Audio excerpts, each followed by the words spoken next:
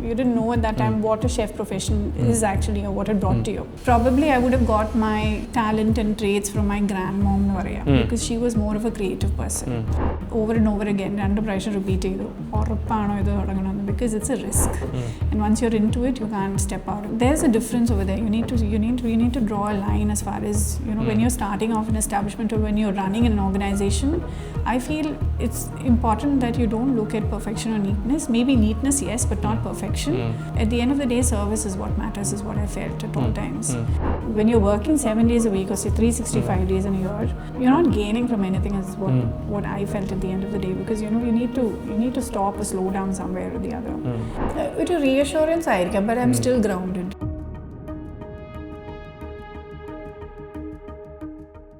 Creative business is often romanticized. What is rarely spoken about is the emotional load of perfection to sustain it. Rumana Jaseel of Incredible Art has built her business around expectations, discipline, and craft as the intersection.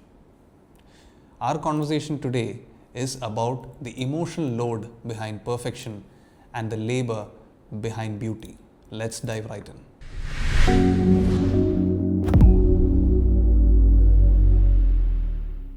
Romana, hi, thank you for agreeing to be part of this show. It's a pleasure. This has been playing in my mind. Should I address you as Rumana or Chef Rumana? What do you think is better? I think for now, Rumana is Rumana is fine? More than sufficient. Okay. You are not a stranger in your industry. Bhayangara decorated aayittulla pala titles in the Romanic. You run Incredible Art. You are an academy dean. So this conversation is not about how you are scaling Incredible Art, or it's not the founder story anyone would expect. Rather, we are trying to uncover what the human behind the founder has gone through to build this, or is going through at the moment.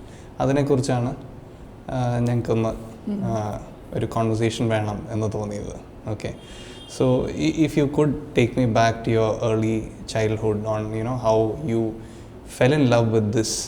That is a journey I think we will lean into and start with. All right, okay. It's not something that has happened by choice, it's by chance. During school days, I was born and raised at Bangalore. So during school days, when I reached 8th standard is when we had to choose a subject which was known as 6th subject, because I did a curriculum which was ICSE. And choosing 6th subject, I was in a trauma because physics wasn't such a great subject for me. Computer science was other tallikalanyu. So the subject that I wanted to take up was home science. So home science because of the love for baking. I did not experience baking, but then I was really inquisitive about what baking is and everything. And I took up the 6th subject. Every week we had a lab. Baking lab. We had to go to the lab. That's where my love for baking grew. From the lab? From the lab, okay. Of course. So that's how everyone who starts off baking, they start off small, saying, a brownie indaki, cherry chocolate cake indaki. Adokke ayirunnu ende sandosham right then. So moving on, very, very, very interested in baking. I used to bake for the family, but just for our close-knit ones, like mama ke bake edurku, papa ke bake edurku, that's all. Apart from that, nothing else. But I wanted to do, I wanted to become a chef. You were very clear back then. No, not very clear. You cannot really say very clear because I was very passionate about baking. I didn't know what a chef profession brought to you. You definitely had an interest. Yes, I did have an interest, but you didn't know at that time, things weren't clear. Okay. You didn't know at that time what a chef profession is actually, or what it brought to you. But I somehow had this intuition, I had the, the liking towards baking. Or something connected with food, because starting from the age of 13 years, my mom used to say, among the cousins. So by around 13 years of age, I used to go and make waterpam and maybe Maggi noodles മാത്രമല്ല, I make it in such a way that it's more palatable for my dad, and my dad loved it. അങ്ങനെയൊക്കെ ആയിരുന്നു. Little things, little happiness. What is that little twist to make Maggi more interesting? I'm sure we all have our versions, it's but I want to know yours. No, nothing much. It's just that, a 13-year-old girl bringing up something as far as a twist with the Maggi, not just putting the masala in there. At least having to cut an onion on a chopping board was a happiness for her. ചെറിയ സന്തോഷങ്ങൾ, that's all. And moving on, I wanted to take up being a chef as a profession. പക്ഷേ being brought up in a Muslim family, these professions were actually a taboo for us because it was mostly a male-dominated profession. So my dad wanted me to take up either being a doctor or an engineer. But the third option was being a dentist. But I was more inclined towards science, and science is because I applied to it. So I took up science, chemistry, bio, maths, physics, because I didn't like that subject. I hated that subject in school. So somehow, he thought that I would do dentistry, but I did not incline towards that field. And I somehow wanted to be a chef, but he did not allow me to. And so he was worried about, me going astray. Because that's the first thing that comes to your mind when you're growing up in Bangalore, because Bangalore had a nightlife. So he had constraints as to I have to come back home at this time. I have to wear decent clothes. I'm going to care. So apart from that, he also chose my profession. So obviously he'd allow me to do what I want to do, but then there is a line that you have to draw. You're not going beyond that rule and regulation. So you having interest was fine, but then not choosing it as a profession is what mattered to you. Yes. Okay. But I did take up food as a profession. So I took up my graduation in nutrition. That's where I got all my knowledge from, for baking from, because food and nutrition had a lot of other subjects like food technology, hospitality management, so those 3 years were my formative years in Varia, as far as theoretical knowledge is concerned. So how did you go into it when Dad had such apprehensions? Chemistry, bio, zoology, and physics, maths will be more towards something connected with science itself. But food was okay, and he felt then when we researched around, he felt being a dietitian would be a better alternative, somewhere close to being a doctor or a dentist. And he allowed me into that profession. So he was happy about it. Even I was happy about it. And but then, that wasn't my calling. That seriously wasn't my calling. Although I was good at studies, I had a degree, and somehow I found a way towards baking. Like for instance, career opportunity. For instance, second year we had a baking training session at Agricultural University at Bangalore. It's not mandatory, voluntary ആയിട്ട് പോകാം എന്ന് പറയുമ്പം I took an opportunity and I went for that course. ചെറിയ കാര്യങ്ങൾ. പിന്നെ not only that, I went and did an internship for 6 months at Le Meridien, just to understand what the industry is all about. And my love for it only grew.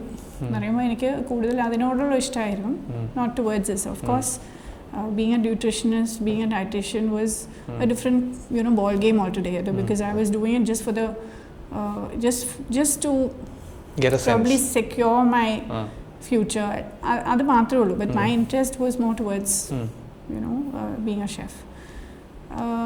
അപ്പോൾ അതിനകത്ത് ഇപ്പം you spoke about how you were initially interested and had a leaning towards all this. ഇതിലേക്ക് പോയി തുടങ്ങി.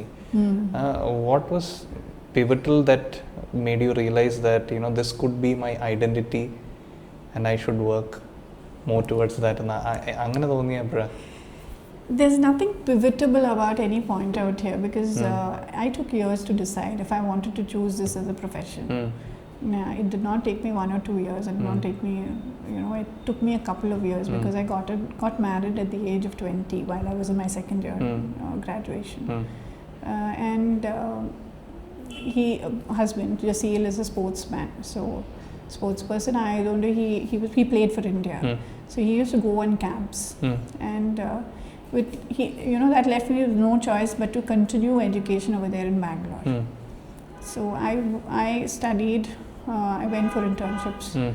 I also did my registered dietitian, thinking that I would take up nutrition as a profession. I love teaching. I have interest. Like for instance, if I would be a nutritionist, I would be more into teaching. Is what I thought of earlier, instead of going to a hospital and dealing with therapeutic diets. That's how it is, because for me, I like reasoning out things. If I can about the subject, I really love reading about the subject.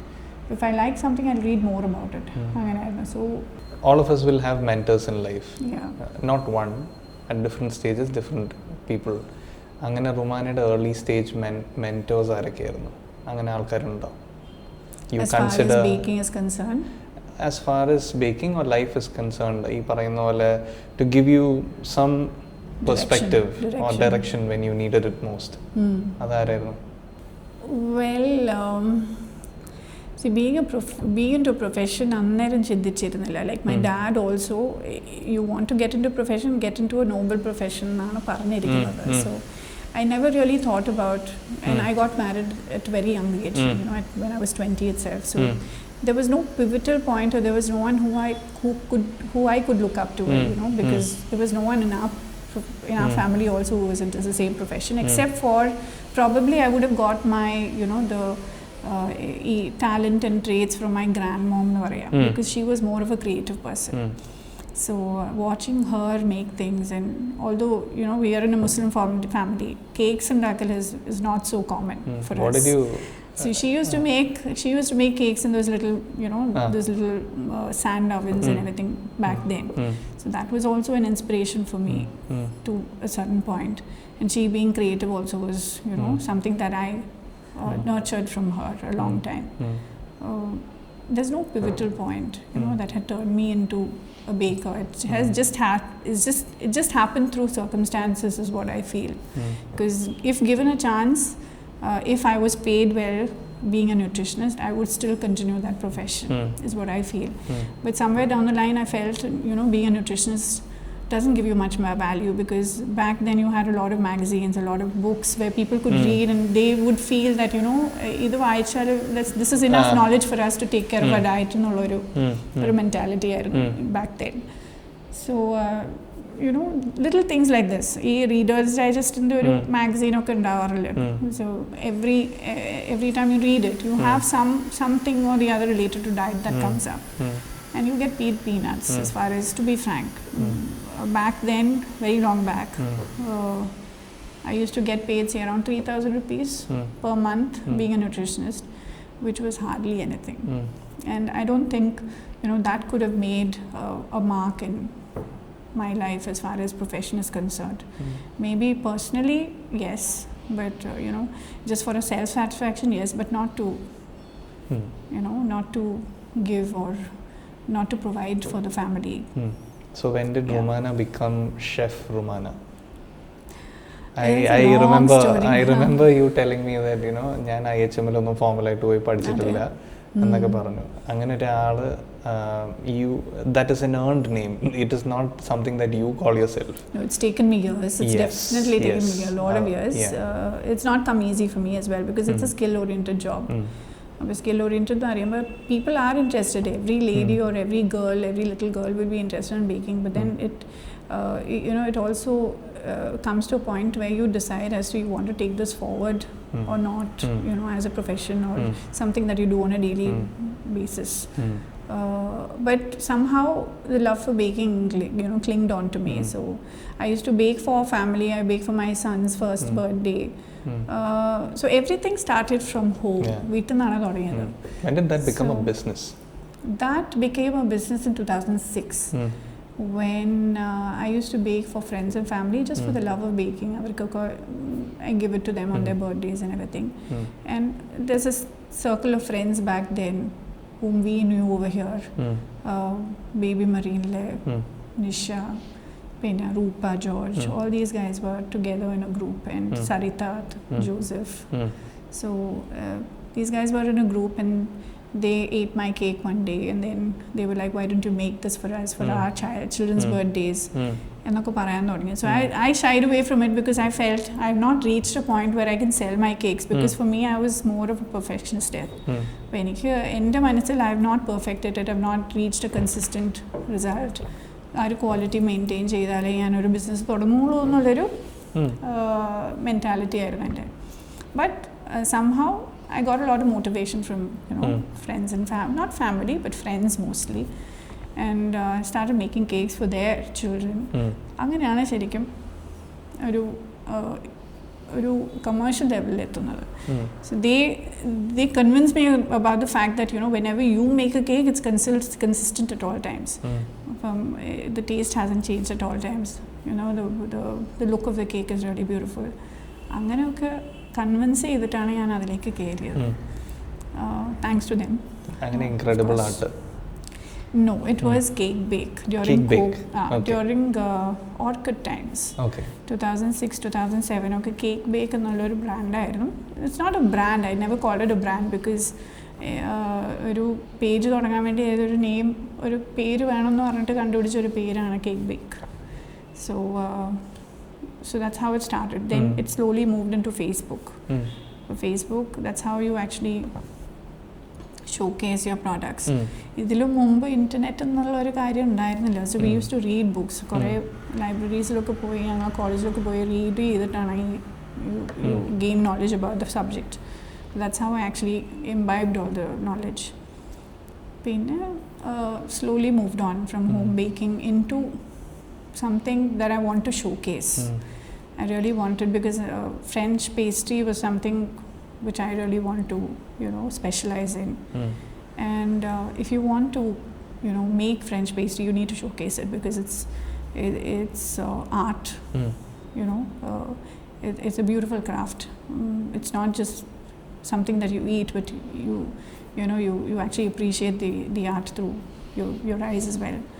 So if you need to showcase it, you need to start a business. അപ്പോൾ അങ്ങനെ ഒരു idea വന്നു മനസ്സിൽ. പക്ഷേ I have always had this inclination towards not working, but എന്തെങ്കിലും ഒന്ന് ചെറുതായിട്ടൊന്ന് തുടങ്ങണം എന്നുള്ളൊരു that's why I started from home. പിന്നെ I asked my dad about it. Can I start a commercial outlet? There's a major reason as well behind it, because I used to work from home and apartment laayirunnu. So we had an association within the apartment who did not agree to me baking from home because they thought it was more commercial. So because they thought it was more commercial, they stopped me from baking for a few months. There was a little bit of a rift over there. So this is a thought that came into my mind. Why don't I move out from here, showcase my pastries? And I asked my dad about it. My dad was already into business. He's been into business since years. And there's just one thing that he told me over and over again, under pressure repeat it, because it's a risk. And once you're into it, you can't step out of it, because you need to make sure that you sustain your business throughout. Forget about success, but sustain is what he told me. So there's no reassurance or there's no support that I got from him as far as it's your decision. You make it. Are you sure you want to do this or not? And I was sure about it. But it moved on and on and on. We did not showcase. I had little opportunities where I could showcase, where back then we had Itty's. Itty's restaurant. And Itty I came to know through another friend of mine, Sariga. And these guys want to showcase pastries over there at Itty's store, because it was just inaugurated. They had a vitrine over there, and they called me over. They said, we'll have a discussion about what pastries can go into the vitrine. And we sat down and discussed, and I came across Mary George, who is now a very good friend of mine. And Mary George is the one who suggested a name named Incredible Art. Okay. From Cake Bake, it moved on to Incredible Art in 2011. So 2011, fast forward from there, 2014 is when I started off with the academy at Katrikadava, which was then, an academy which was built in the concept of, say, having 3 arenas under one roof, where you had a patisserie, you had a cake boutique, as well as an academy together. And yeah. In your line of work, no, it involves perfection, and then there is that emotional burden of perfection all the time. Yeah. I wouldn't say perfection. It involves perfection because you do have a lot of bakers who keep perfection in the back seat. They're not really. They don't keep that as a benchmark. My policy is not like that. I'd like to have a little bit of neatness or perfection in whatever I do. I make sure that it is done. That shows in your cakes also. Yes. So it's probably. Personally, I've never felt like having your cakes. Those look like art pieces. I don't want to touch it. I just want to look at it. Yeah, but then that can also be a risk. That's the as in it can be a little too strenuous for a person, because sometime in life they would like to keep perfection in the back seat is what I feel, because it's so much of a commitment. But I'm also asking you, incredible art is associated with Chef Rumana. We've had this conversation wherein you've told me that if there is something, എന്തെങ്കിലും ഒരു ചെറിയ gap ഉണ്ടെങ്കിൽ കൂടി it always comes back to you. Yes, of course. This is what I wanted to come to. There's a lot of commitment as far as perfection is concerned over there, because people expect from you. Yes. There's a lot of expectations that comes along with perfection. The point is that I started giving cakes which are neat and perfect. They expectation they expect the same thing when I run an academy or an establishment or an organization. Now, little do they understand, or little do people understand that I run an organization now. I'm not running it on my own, and I need to delegate work. And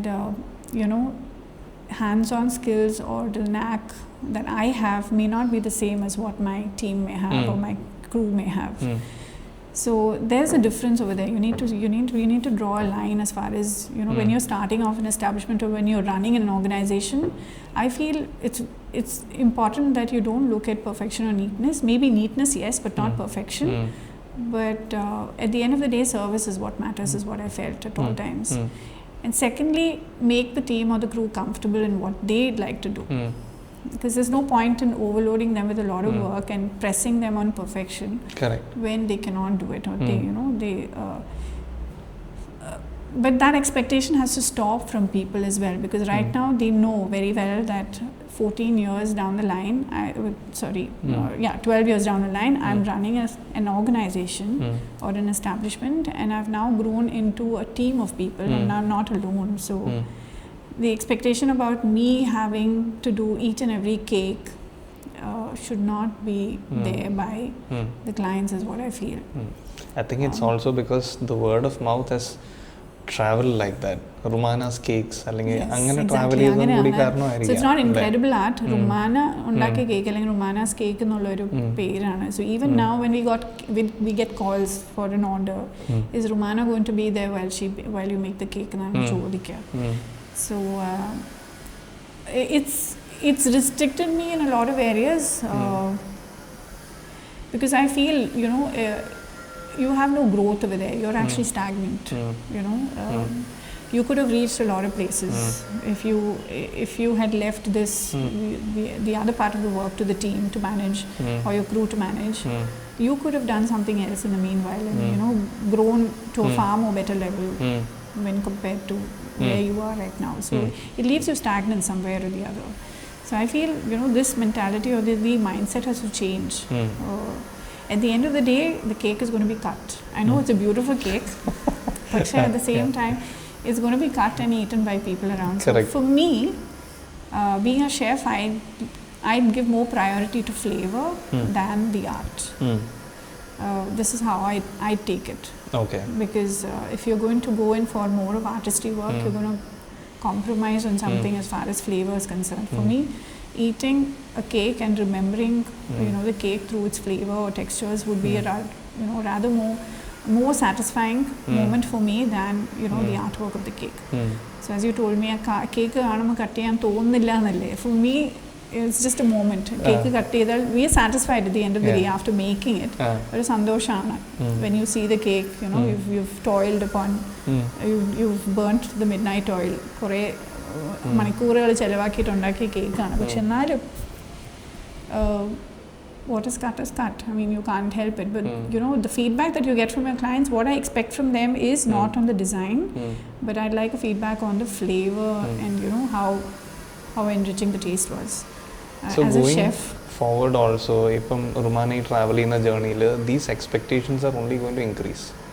Alle? See, this is the same as far as education is also concerned. Correct. Because right now I've been teaching for so many years and running an academy as well. It's kept me restricted in recruiting more people in to teach. Why so? So as a team over there, we have more of a production team than a faculty member. Okay. So I'm the only one who teaches over there. And we've had instances where we've recruited people in, made them stand by our side and take basic classes, at least take basic classes. But I think somewhere down the line, comparison comes in the way. They compare the way I teach, the way I deliver the lecture, to how they would deliver the lecture. And when there comes a time for them to teach again, they straight away tell me, Chef, avaru venda, chef padipicha madi ennu parayum.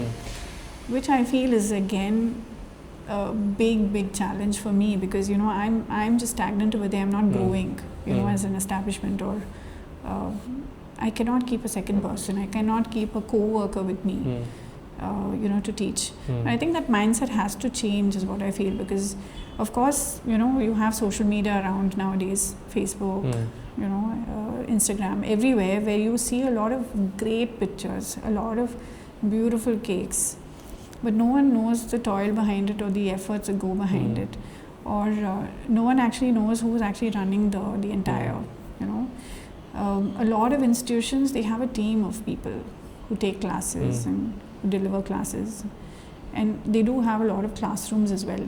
A business also can expand in a way that they need not expand through different cities, but they can expand within the same roof. But that this particular thing has limited me from expanding within the establishment itself. Again, we were speaking about expectations. അതിൻ്റെ ഒരു weight. അത് one part is your business, which is growing. Other part is your family. How do you keep this ecosystem, both these ecosystems, balanced? It's not been easy. It's not been the same throughout my 19 years of profession. It's been a transition. It's only transcended into something which is a little more beneficial for me. Of course, earlier on, when I started my profession, it was a very difficult phase for me, because no one really understood the efforts that went behind it. People somehow were first forced to accommodate and forced to adjust and still forced after to support. all the accolades, we were speaking about the Oscars of cakes. Adile, you were I think the only Indian. One among them. We had two people who had gone. The in Indian 2015. contestants being nominated. That was at where? Birmingham. What did that? Anganatha recognition, what does that feel like to you? And the sense of accomplishment, accolades or how do you take to it? Accolades and awards, for me, of course, it's a sense of satisfaction. Okay, fine. But then what is it that you gain monetarily at the end of the day is what I think, because I'm more of a business person now. Correct. Of course, it gives you a sense of satisfaction. It places you will be able to place yourself as to where you are in the industry. You acknowledge the fact that you are being recognized. You're humbled about the fact that you're being recognized. Correct. But at the same time, there are so many folks around you also who are really very really very good, and there's a lot to learn within that room as well. There are a lot of more people who have received awards, and you learn from them as well. You also judge yourself as to where exactly you can reach. From receiving such an award, you're in the same room. But you can validate yourself. Yes, but monetary wise, I don't think anything would be. For me, it's just a part where you sit back and reminisce as to how you have what journey you've taken. Yeah. So does it also give you a sense of reassurance? And I'm enjoying it. നമ്മൾ നേരത്തെ പറഞ്ഞല്ലോ IHM പോയി പഠിച്ചിട്ടില്ല, പക്ഷേ your passion kept you going, your interest towards learning and discovering, അങ്ങനത്തെ കാര്യങ്ങൾ you just kept going. അപ്പോൾ when you receive such accolades and recognitions, isn't that some reassurance that yes, I am capable എന്നുള്ള അങ്ങനെ ഒരു reassurance ആയിരിക്കാം, but I'm still grounded. Okay. I don't want to rise above the level, considering the fact that I'm not an IHM student, but still I've gained the respect from chef folks, and we have chef folks calling me chef, which I'm very grateful about, because in today's world you don't really find that's earned. You don't find that title earned very easily. So I feel I've come a long way. That's the reason why I have, and people really acknowledge the fact that I have I have showcased my work, as well as I have the capabilities, or I have the knowledge that actually would describe me as a chef. That's probably the reason. And considering people calling me that, or people who at the same level calling me that, or even higher calling me that, I think it's a big achievement for me. As far as the title is concerned, but as far as work or my ethics of work is concerned, I'm still grounded. It's no way that I would consider myself as, I am a person who would like to stay under in a safe area, work on things step by step, and grow slowly. I'm not a person who would like to take a big leap into things. So I'm very calculative about things, and for me, other mind keri poyale, that's how it is, because people become arrogant. You're changed in character. You would find a visible change in character, which I don't want to happen. So I'm mostly to myself, just who with my team, with my grounded? family. Who keeps you grounded? Well, I keep myself grounded. Okay. Other than you? I'm more of a mentor. I consider myself as more of a mentor than a boss. I consider myself as more of a team player than a boss. I may run an establishment or an organization, but I also contribute towards the betterment of the people around, training them, making them grow in their skills. Also, I make sure that I am a game player. I involve myself in working with them. So Rumana എന്ന് പറയുന്ന വ്യക്തിയുടെ ഏറ്റവും harshest critics ആരാണ്? You always go back to this support system. I assume ഇപ്പം നമുക്ക് എല്ലാവർക്കും ഉണ്ടല്ലോ support systems ഉണ്ടല്ലോ. It is my take that support systems help us stay grounded. Yes, of course. അപ്പോൾ അങ്ങനെ റുമാനയുടെ ഒരു support system ആരൊക്കെയാണ്? My dad. Dad Jaseel has no say for anything. You can't blame him also for it, because he doesn't know business. He's not been into business. He's more of a salaried person. Of course, his support and moral support is definitely there. He would encourage me to do whatever I love to do. Go ahead is what he will definitely let me know. But in case I go wrong in something, there's no one to point out to. So as far as business aspects are concerned, I feel it's my dad who used to, he's no more, who used to actually pick on me, and we've had a million fights. We've had arguments, we've had a million fights, because I've had certain visions in mind, and I'd like to keep that as a goal and go ahead with it, but he would say no to it, because he foresees things, and he's very calculative. He knows what business brings at the end of the day. So he would say no to certain things, and of course as you said, as far as work is concerned, everyone's appreciated my work. I don't think anyone has really put down, So what does family say now when they have seen you grow from having just interest to establishing an identity as a chef? A family is proud. You need not speak about it on a daily basis. Like, ഞങ്ങൾ ഇഷ്ടപ്പെട്ടാലും I love you എന്ന് പറയാറില്ല എന്ന് പറയുന്നത് അതേപോലെയാണ് right now. They're proud about the fact that how far you have come. About how far I've come. They're proud about the fact that they can speak to two or three more people about me. Like, my children will be really happy. My youngest daughter will be really happy to talk about me being a chef, to her friends. They love the fact that I'm in my own world, my own small world of my dreams. And it's not that I wouldn't allow them to come into my profession, but everyone has got their own say nowadays, and they have their own visions. Have any of your children got the same affinity towards my son is more into he's creative, he sketches, but he's more of a finance person, so he's inclined towards accounts and finance and auditing and everything. My second daughter, I would not really expect her to join because she's I mean, everyone's got their own. Ellarum ore pole aayirikkilla, 5 peralleങ്കിൽ 5 ore pole aayirikkilla. So all three are different. The younger one, it's too early to decide. Maybe in a few years I'll be able to say, if she's more inclined or not. So 2 things I wanted to ask you. One is, I have an impression that you're very level-headed as a person. Okay. അങ്ങനെ തന്നെയാണോ? അതെ. So, പക്ഷേ there is a misconception. ഞാൻ quiet ആണ്. So I'm more of an introvert. You can say an ambivert.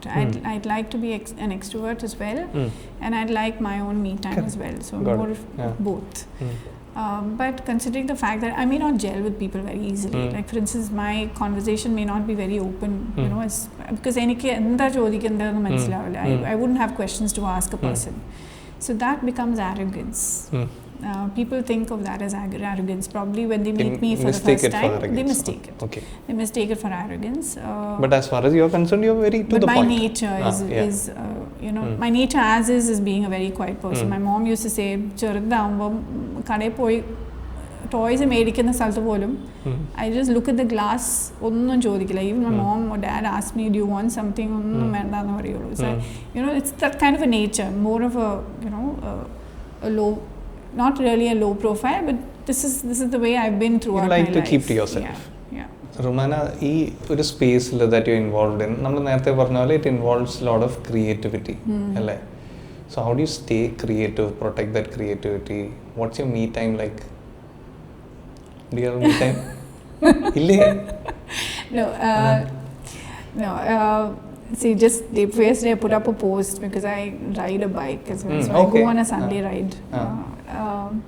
So it's a point where you actually think back and That's your me time.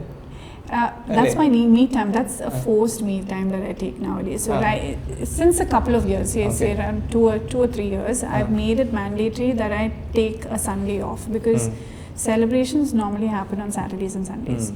And those are the 2 days where all cake artists and cake, all the chefs are really busy. The F&B industry is really very busy. Correct. So Saturday and Sunday is a work time for us.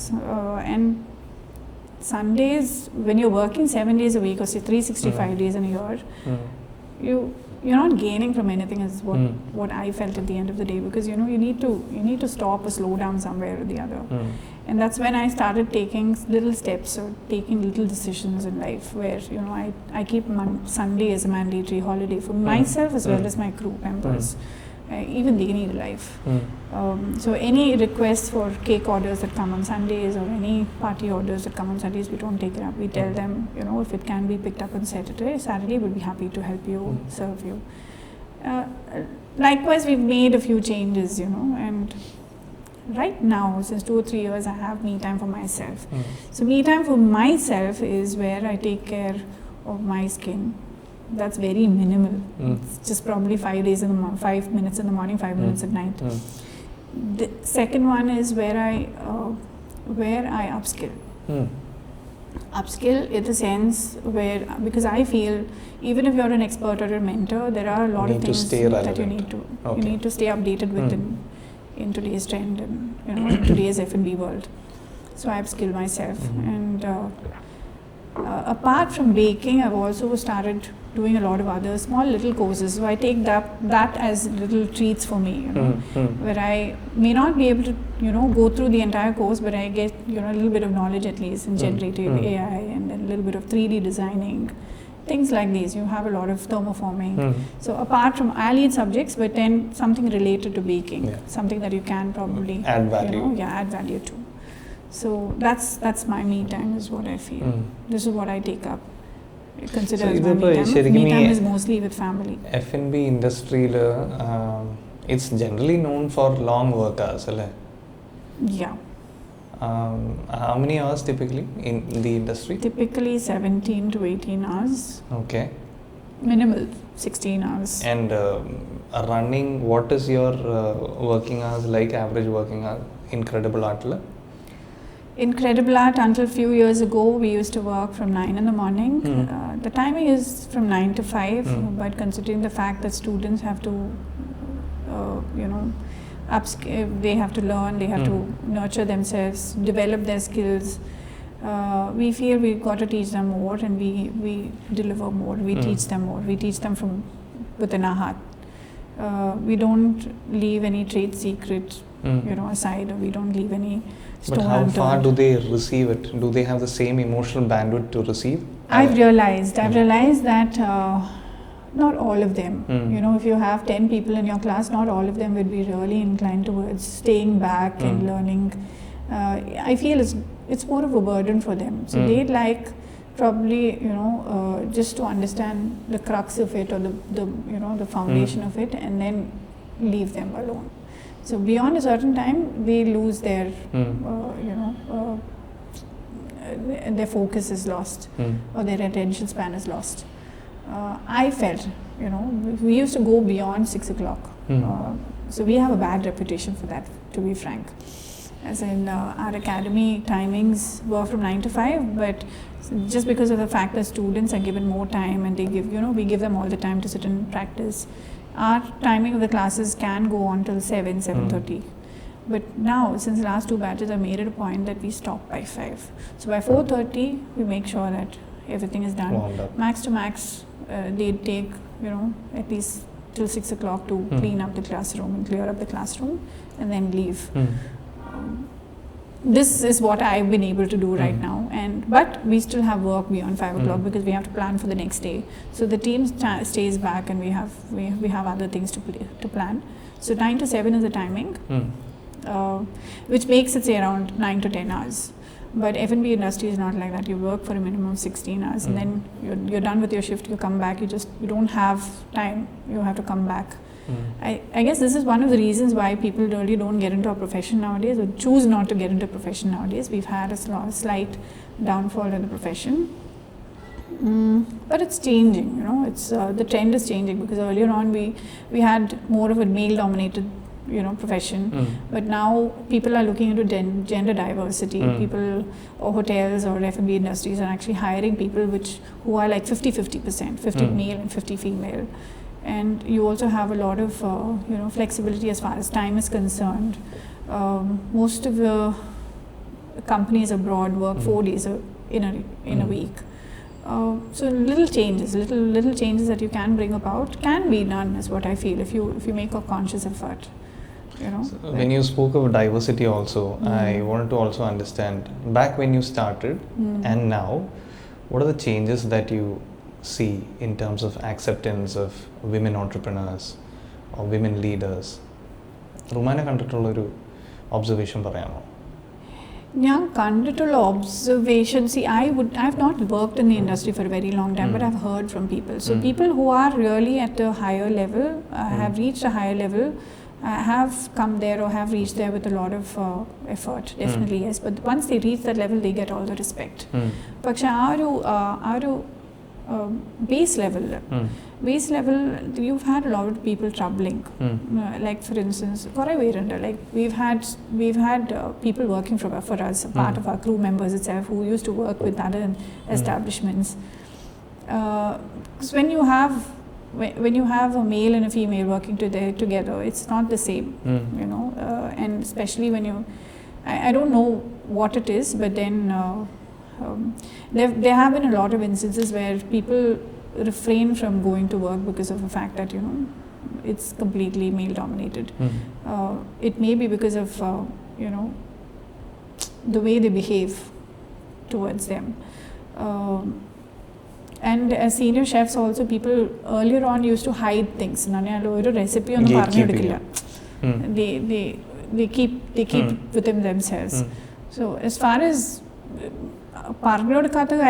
it's probably to both of them, like male as well as female. But female wise, right now there's a lot of difference, you know, there's a lot of improvement and acceptance. As far as you know, female profession is concerned, female in the profession is concerned, you have a lot of people who are working in this particular field. And it's not only to work, but, you know, a person to get into an entrepreneurial level, I think ladies are a lot more you know, intuitive towards better calculation, multitasking. And I feel it can be, you know, done in a more organized way as far as a lady leader is concerned. As at any point someone, because I've heard this from some women leaders, that they've been told that why don't you have a male co-founder? അങ്ങനെ ആരെങ്കിലും ഒക്കെ റുമാനയുടെ അടുത്ത് പറഞ്ഞിട്ടുണ്ടോ? ഇല്ല. No, because cake, the pastry chef എന്ന് പറയുമ്പോൾ അല്ലെങ്കിൽ baker എന്ന് പറയുമ്പോൾ everyone thinks ഞങ്ങൾ കേക്ക് മാത്രമേ ഉണ്ടാക്കുള്ളൂ എന്നാണ് വിചാരം.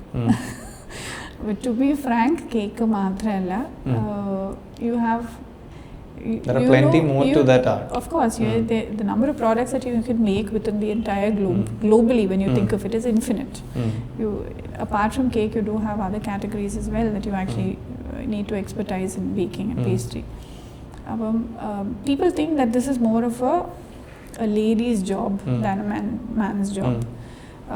That's absolutely wrong, because you do have a lot of people who are really very skilled, and I've seen a lot of Sri Lankans who are really good artists, especially men, who are really very, very good artists.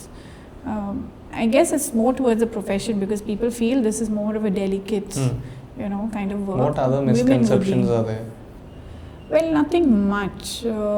See, there is a difference between a cake artist and a pastry chef. This is one thing that I've observed, because the cake industry is entirely different and the chef industry is entirely different. So it runs parallelly. So of late you've had a lot of home bakers who've got into the cake industry and cake decoration industry, and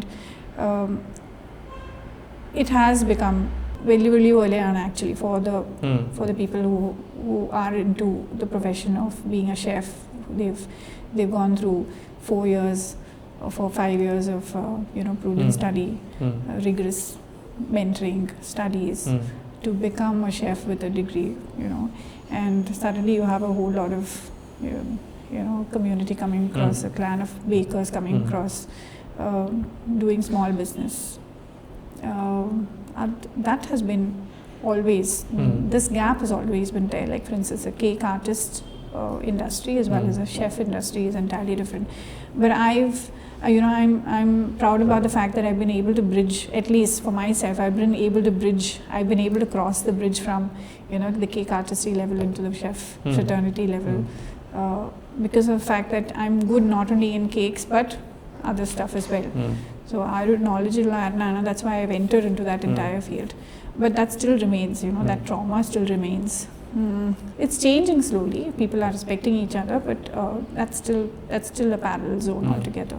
That's one of the differences that I see. At what point do you think you will feel a sense of fulfillment and step back? അങ്ങനെ ഒരു point ഉണ്ടോ? There's no point of fulfillment. See, you can't really expect, although you have a lot of dreams that you want to expand. I am a very practical person. I feel you need to be monetarily strong if you need to do something, you need to expand. Correct. So I'm very, very practical when you think of it. Okay, when you think of it practically as well, if you want your family to come across, help you with this in future, how long will they do it? You know, because current situation is that we ourselves are not able to take care of our ancestral businesses, or you know, we are doing what we love doing, and we can't stop our kids also from doing what they love doing. Correct. Of course, they will choose their part, and we'll wholeheartedly support what they do. But we can't expect them to come into, you know, the profession that we are, or overtake it, or undertake it. So as far as undertaking is concerned, you can't really expect my family to do that. And as far as fulfillment is concerned, it's about job satisfaction. It's about reaching the saturation point. Job satisfaction is thoroughly there, but when is it that you reach the saturation point?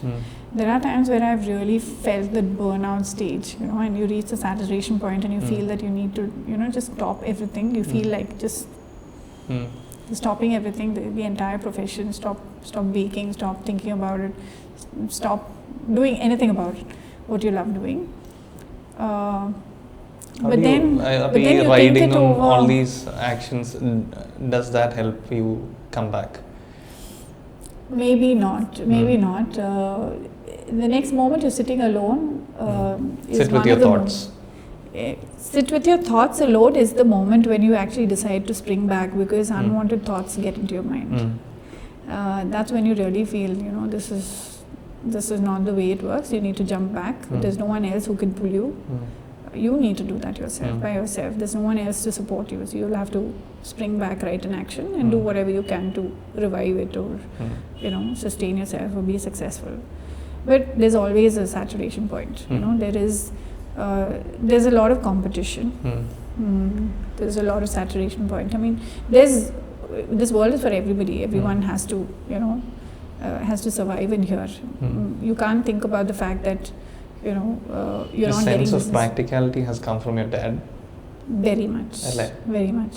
Because I see a lot of those traits when you were speaking about him, when you're sharing your experience, അത് രണ്ടും ഭയങ്കര reflective ആണ്. A lot of qualities, because my dad was never a person who would take a loan for, you know, bringing up a business or starting a business, or even, you know, moving on with the current business. So I'm also the same. I also have the same mentality. Of course, if I would have taken loans or I had an investor, then I would have grown to a certain extent or a level where എന്നെ പിടിക്കാൻ പറ്റാത്തൊരു രീതിയിലായിരിക്കാം. പക്ഷേ I'd like to take everything one step at a time. I've always taken, you know, things one step at a time. I'm calculated about the fact because I have priorities set, right? Because I have family as my priority, which is really very important to me. And I'm emotionally connected to my business as well. So if I stop my profession or stop my business, this is definitely going to affect me, you know, unwanted thoughts. What am I going to do next എന്നുള്ളൊരു ചിന്ത ഇതൊക്കെ വന്നുകൊണ്ടിരിക്കും. So I'm not a person who would sit simply. വെറുതെ ഇരിക്കാൻ വയ്യ. So I definitely would not sit back at home. I would, you know, definitely jump into something. Maybe not this, maybe in a different way, maybe in a different concept, but somewhere connected with baking. I'd like to be around baking itself. So there have been a lot of saturation point, you know, levels. There have been a lot of burnout stages.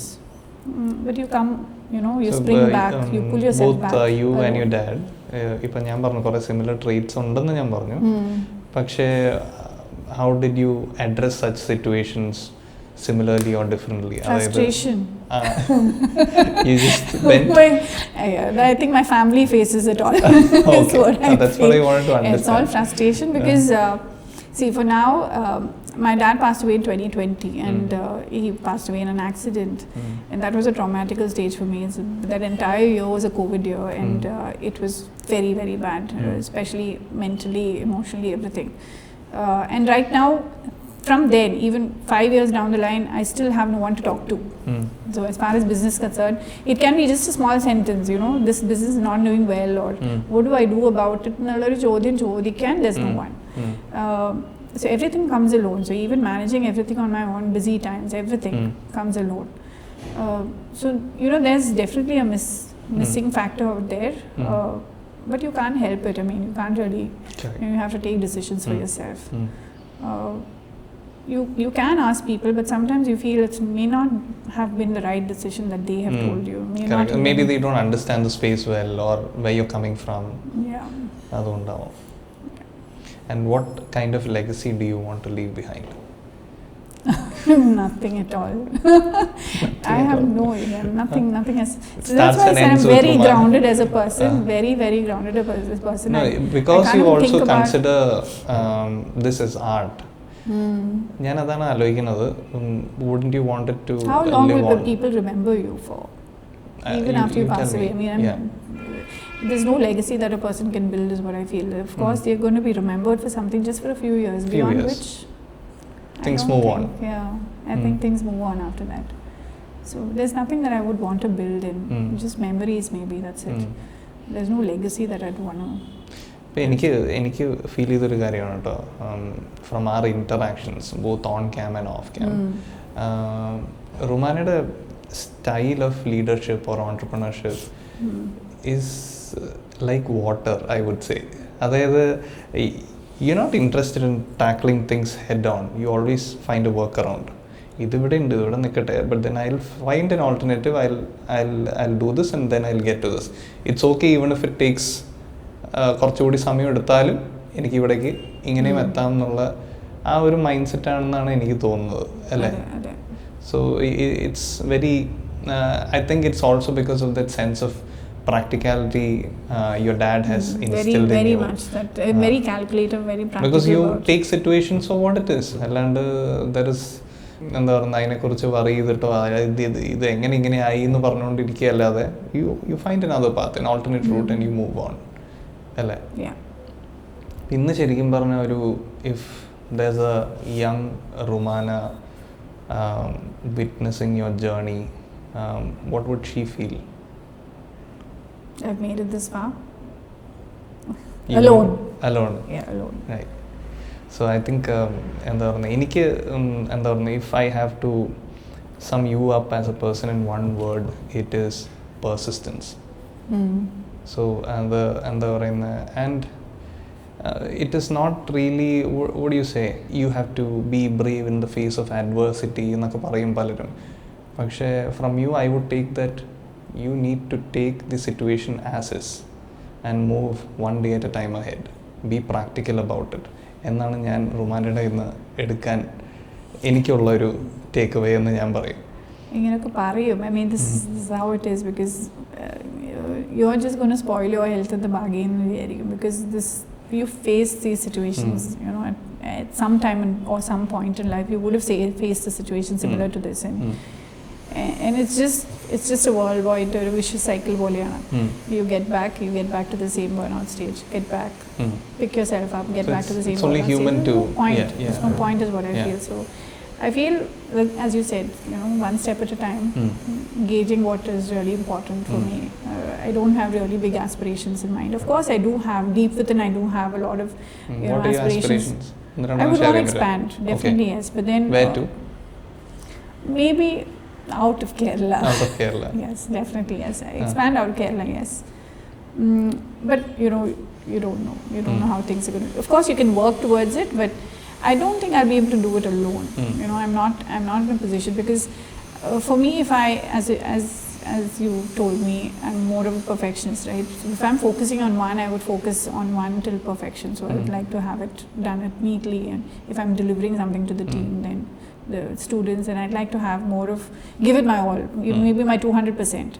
So because of a fact, I'm losing out on my opportunities, like, you know, likewise. Take it as far as you can take it. Yeah. So yeah, that's for now, it's just living the moment. That's a beautiful way to end this conversation. Thank you, Rumana, for coming and engaging me in this wonderful conversation. Thank you, and it's been lovely talking to you as well.